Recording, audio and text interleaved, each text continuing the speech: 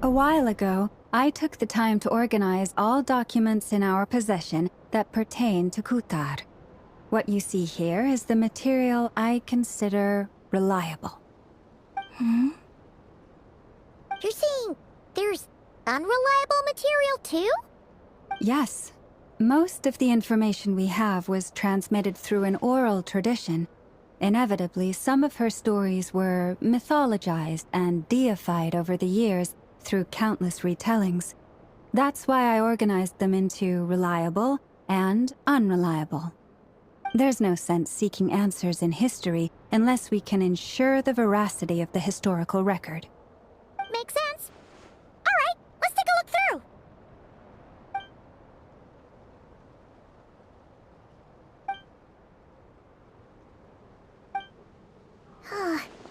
Almost all these records refer to Kutar instead of Columbina.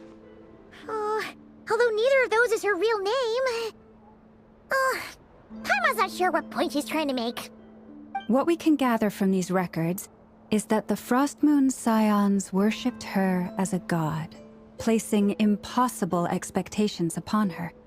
I cannot fault them for their earnest faith, but for all their devotion, worshipping her day in, day out changed nothing. I imagine that none of it resonated with Columbina. It wouldn't surprise me if, even back then, she had already begun to reject the name Kutar and everything it represented. Lama speaks the truth. When I heard them call upon Kutar with hope and expectation in their voices, they may as well have been calling upon somebody else.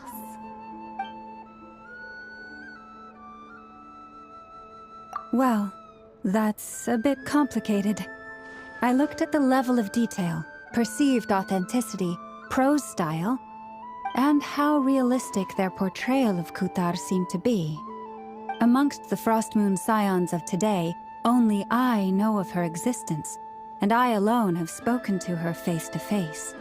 As such, I know that there are certain things she simply would never do. That being said, I have sensed some changes in her lately. Changes? Me? Seems like this is getting us nowhere. For what it's worth, why don't we check the unreliable sources too? Sure. Give me a moment.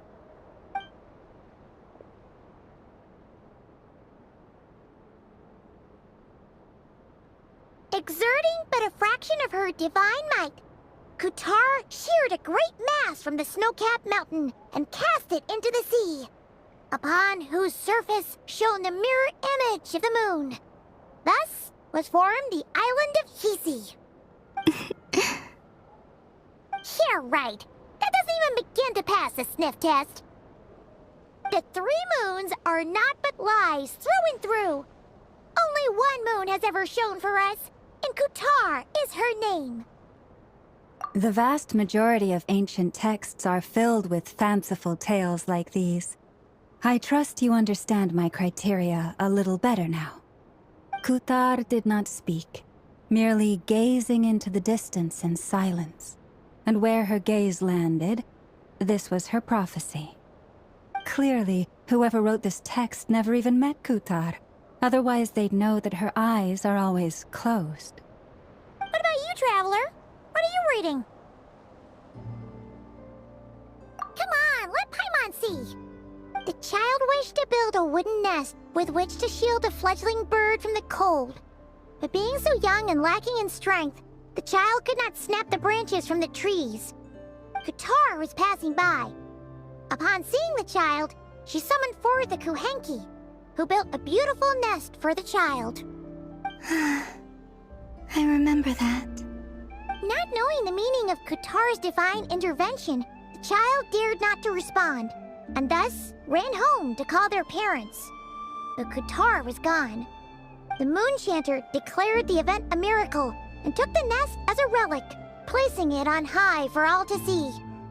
The child was named as one favored by the goddess and was greatly respected amongst the people. Yet, no further miracles were bestowed, and this matter was forgotten in but a few years. Huh. Any thoughts after reading that? Yeah. to join the kid in making nests. Ah. I'd originally considered this a fabrication, because Kuthar did not perform any similar actions in subsequent records. But now that I think about it, it does seem like something Columbina would do. It's just that... She didn't know how other people would interpret her actions. She was probably worried about making things difficult for people. And so, she gradually stopped joining in. Yes. Oh, that's so sad.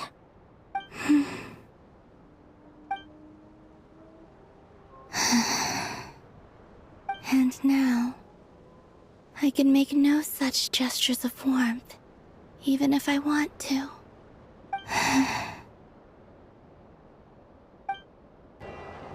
Let's see. There's Varka. Oh, and it's Durin and Albedo too. Yeah, this is pretty much the same place we bumped into each other last time. I convinced them to stick around a little longer. We were all waiting on people, so I figured having a little company would help pass the time. Ah, so you've been waiting for us? Does this mean that you've already arranged things with the Fatui? Sure does. Now you're back, we can go meet up with them together. How'd your investigation of the Frost Moon Enclave go? Well, we didn't find out Columbina's true name. But apart from that, it went pretty well. Aha, just as well that I didn't tag along then. I'm sure our moon goddess wouldn't want every man and his dog knowing all about her private life.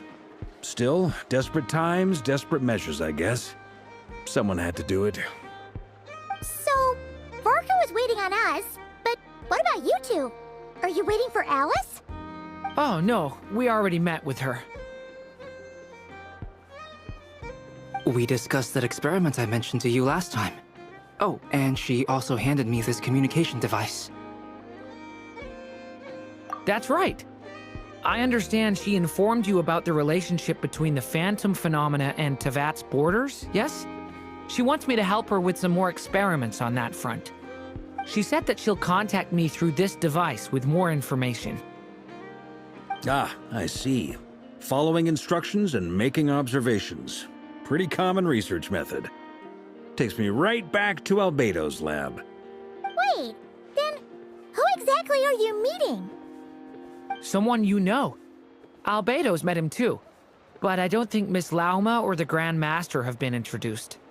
Introductions are overrated, especially in cases like this. It's you! So, it's not like the Academia has prohibitions against going abroad. Also, I applied for leave. I've been writing to Hat Guy since obtaining a human form. I've already brought him up to speed on everything that's been going on in Nodcry. Hat guy? Turns out, I actually have heard that name before. Oh? Then why did you react the same way I did? I only knew the name, not the fella. But since we're all here, let's do some introductions for what it's worth. I'm Varka, Grand Master of the Knights of Favonius. Lauma, Moon Chanter of the Frost Moon Scions. And I'm a Driosh from the Vahumana Darshan of the Sumeru Academia. Hat Guy. Good to see you again, Mr. Guy. I believe we last saw each other on the boat ride here.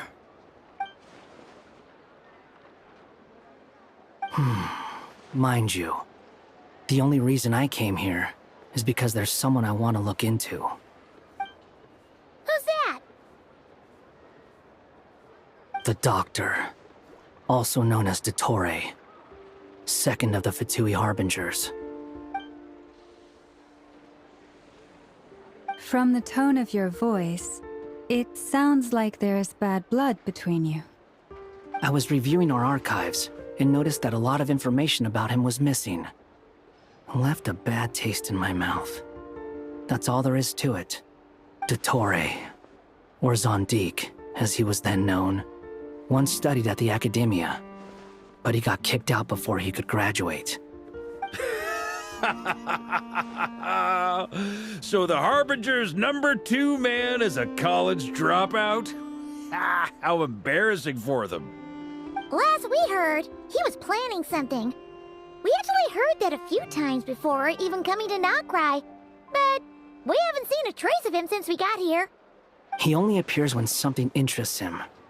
For all we know, he might have left already. But the fact he did something here at all is worth noting. It'll fill a couple extra lines in his file.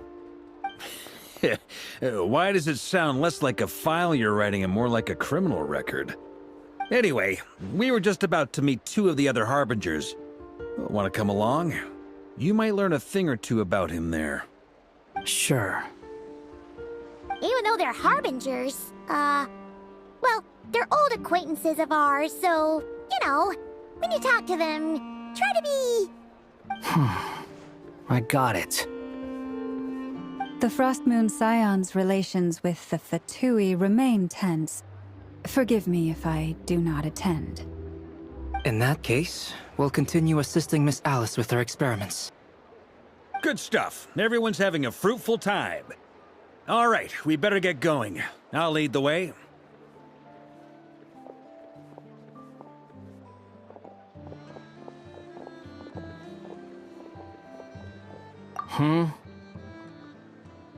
Well, yeah. That's obviously part of it. But I'm not the only one who has a score to settle with him. Neither you, nor Lesser Lord Kusanali, nor I want to see him meddling with things again. What's the hurry? Don't worry. Pigeons always know which way home is.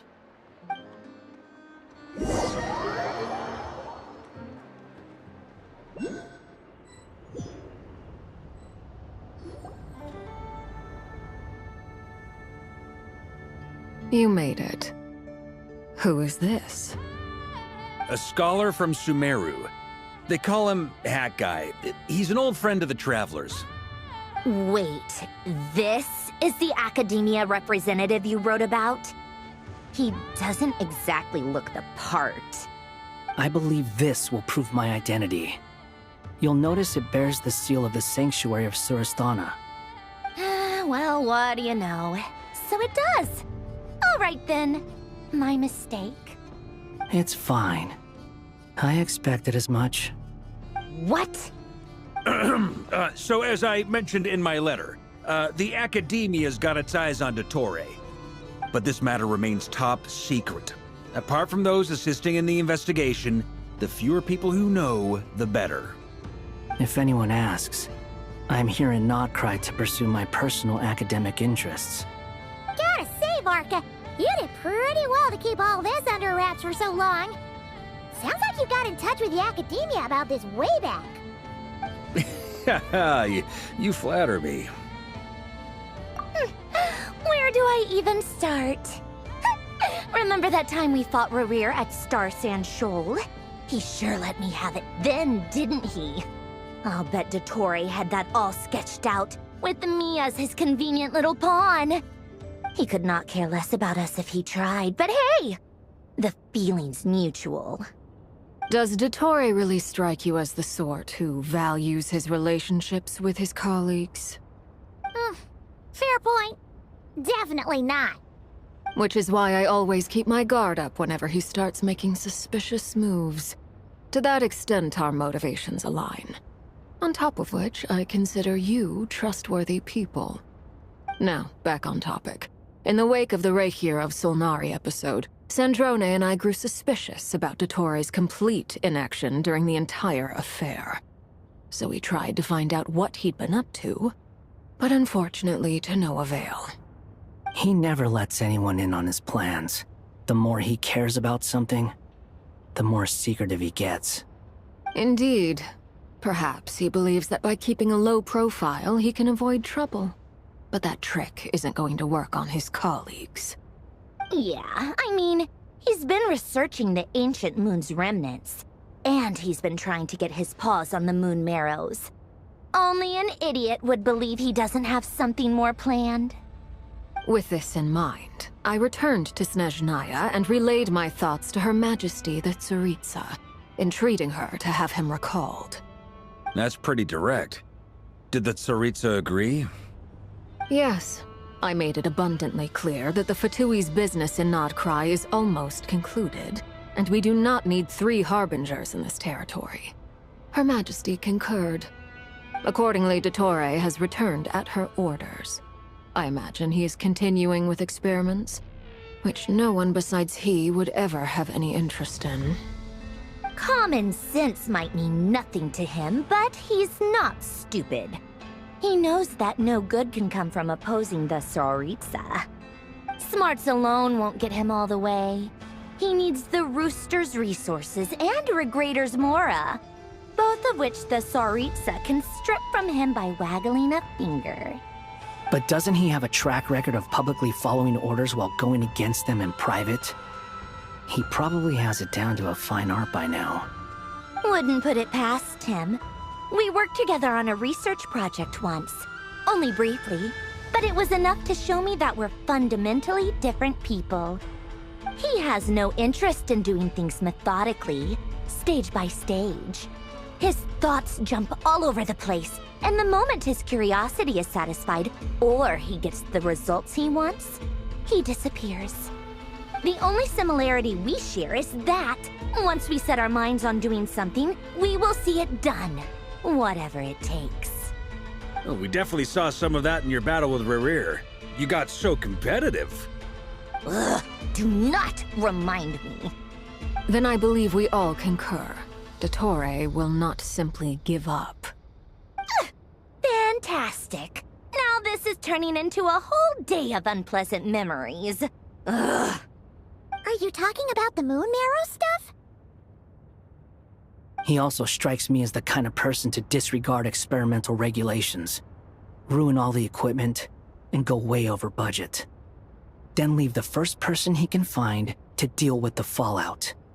Exactly. This one time, he was running some high-temperature experiment and the substance exploded. But does he care? No.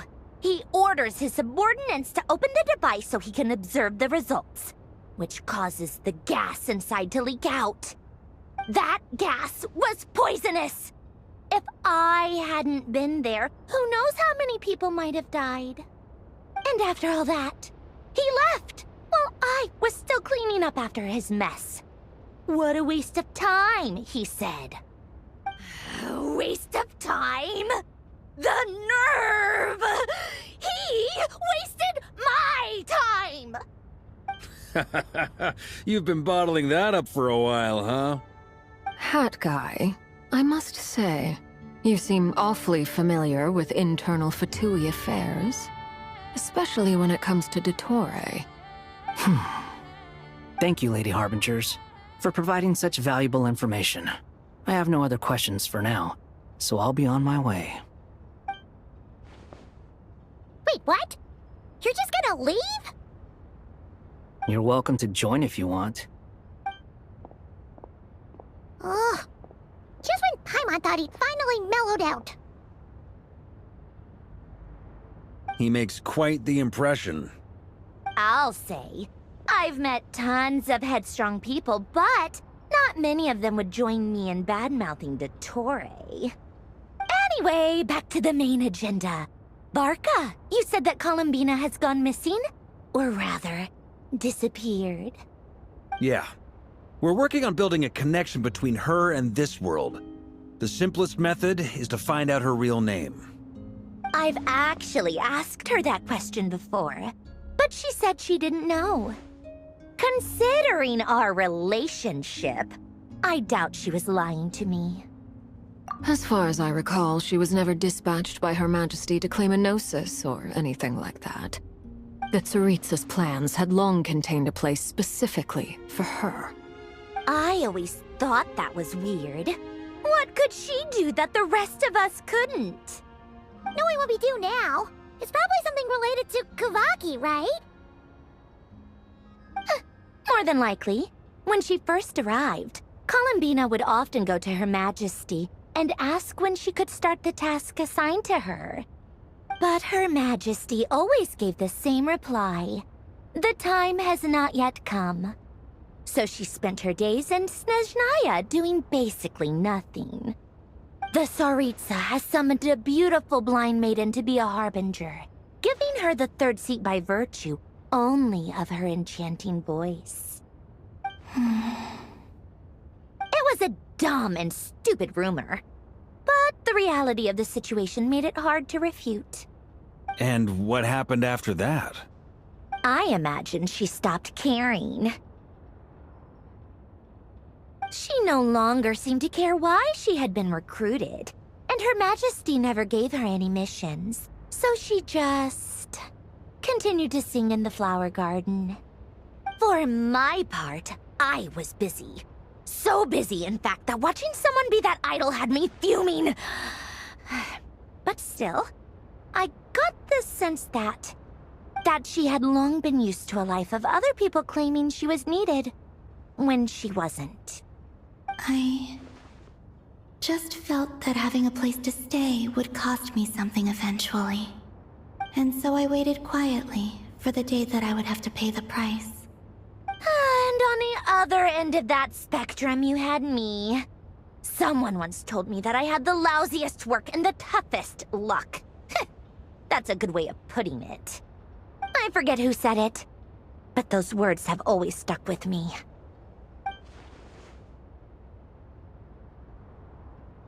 But you've done your job exceptionally well all this time. Because at heart, you are a conscientious person. What is it? Something come to mind?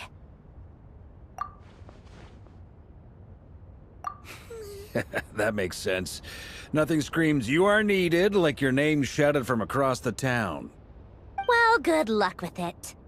But if you ask me, Kalambina is still the most shoutable name. I'm just so used to it now, after all the arguments we've had. I can't be bothered trying to remember another name for her. Nor I. Sandrone.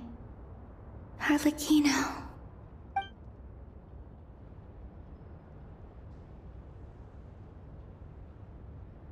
Huh! It's a Sealy!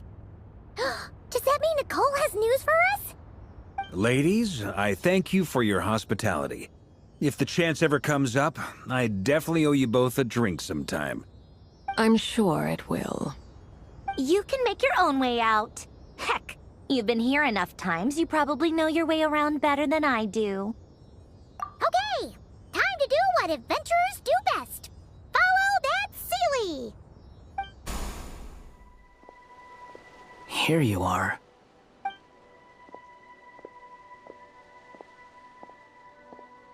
Oh, Hat Guy. How come you're back so soon? Did things go all right with the Fatui? Fine. Dotori's been summoned home by the Tsaritsa. Couldn't get much more than that. How about you? Any progress with the investigation? Unfortunately not. We've tried everything. Different phantoms, different locations, different points in history. But the results are the same each time. Abyssal monsters roaming the land. People crying out in despair, with no hope of being rescued. Every time I see it, I can't help but think, is this what it was like in Mondstadt when Dragonspine Durin attacked? And if I fail in the task I've been given, will I create yet another tragedy? That's just meaningless speculation. When we encountered similar phenomena previously, I tried to interfere with those illusions, using sounds and lights to guide them.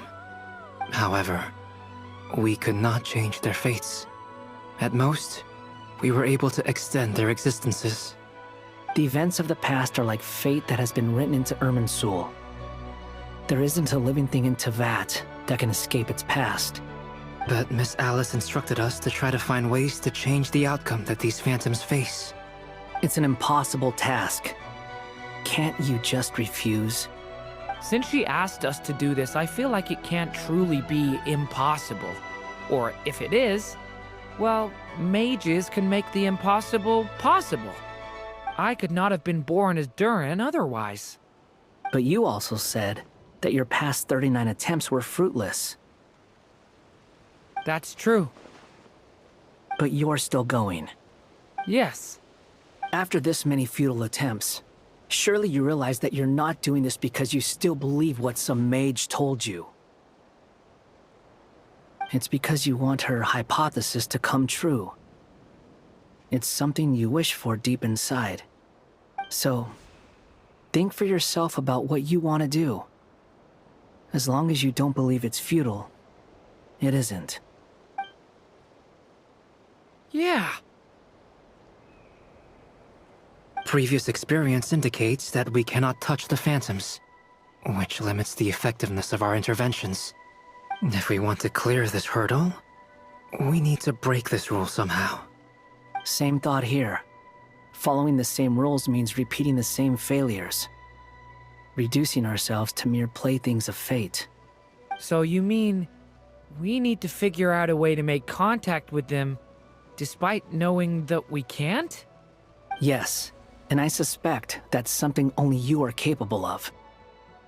Everything in Teyvat is logged in Irminsul, but the withering that once occurred in Sumeru was a sign that the Great World Tree was being corrupted. This corruption allowed things that should not have existed in Teyvat to appear. This is tantamount to rewriting reality to an extent. You're saying abyssal power might be able to affect those phantoms? No one's ever tried it before. If you're gonna try it, it'll take courage. And you have to be confident that you can control it. Is anyone there? Has anyone seen my daughter? She's missing. I have to find her. I hear someone inside. Spargana?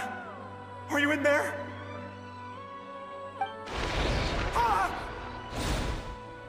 If I can use my abyssal powers to warn him that there is danger here, maybe it'll change his decision. Maybe he'll stay away. Yes. The important thing is not the nature of the power, but rather how you use it. To intimidate and obstruct. Sounds about right for the Abyss. Let me try. I should be able to influence that thing. Have you seen a little girl? What? This isn't the time for that! Just run!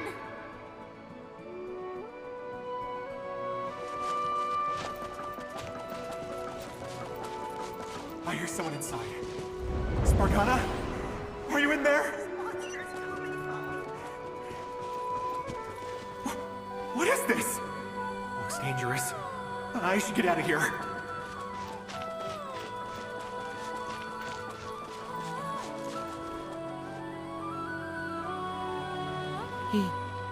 He really left. Ha! We did it! Don't celebrate too soon. Follow him. See what he does next. Monsters approaching from the front. You need to stop them and create an opportunity for him to hide.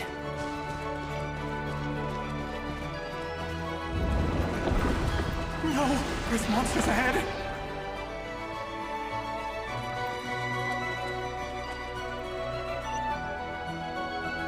Wait, is that the barrier I saw earlier? Why is it appearing now? It's as if someone's controlling it.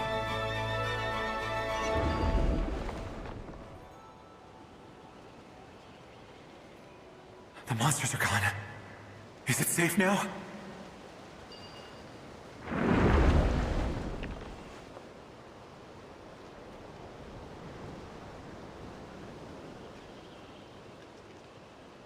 The barrier's gone too. How odd. Anyway, I guess I'll keep going. Quickly, let's keep up.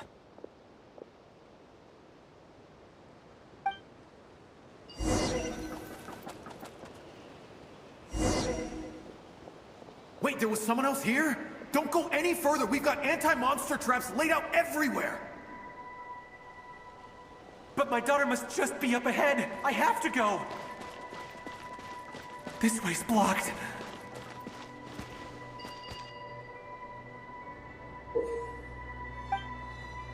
We might be able to...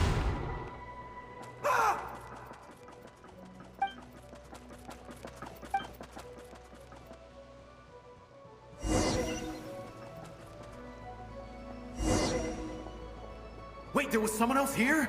Don't go any further. We've got anti-monster traps laid out everywhere. But my daughter must just be up ahead. I have to go.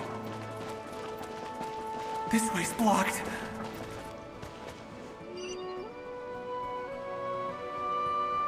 We might be able to use the explosives over there, but we need to take care not to hurt him.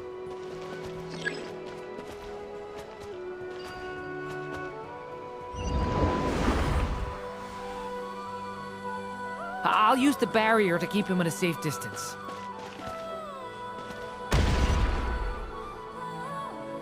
This barrier seems to be helping me somehow. Hey, wake up! Oh, no good. Gotta keep moving ahead.